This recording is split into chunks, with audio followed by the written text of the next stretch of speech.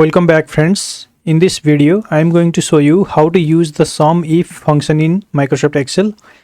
First of all, let's look into the description of the SUMIF function. The SUMIF function adds the cells specified by a given condition or criteria.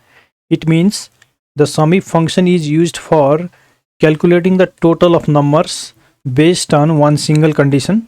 In this sheet, I have the data of sales for XYZ Superstore Private Limited, where there is date, item name, sales representative name, quantity sold and mode of sales.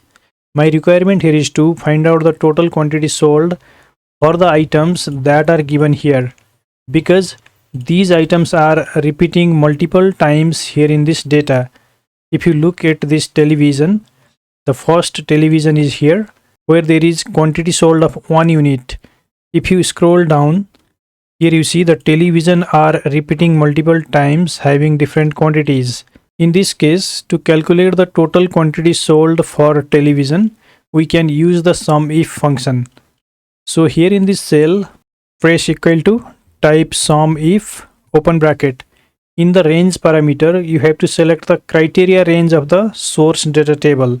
Our criteria or condition is the item name. So you have to take this item name range of the source table.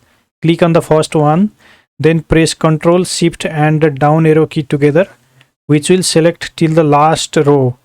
Now to go to the formula cell, you can press Ctrl plus backspace key in the keyboard.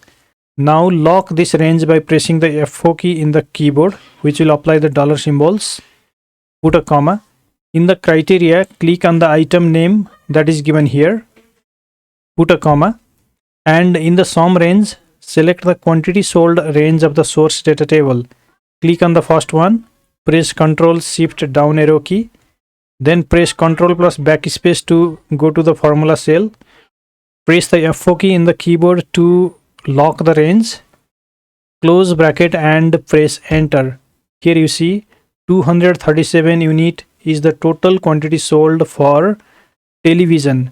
Now you can simply use the fill handle to drag the formula for remaining two items, and here you see the total quantity sold for these items are calculated.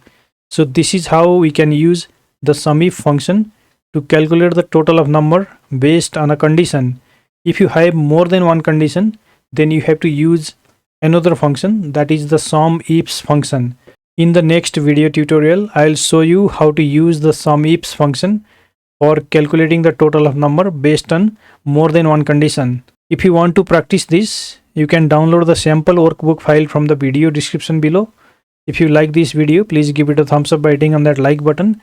If you are visiting this channel for the first time, consider subscribing the channel to get similar video updates in future. Thank you so much for watching. See you in next tutorial.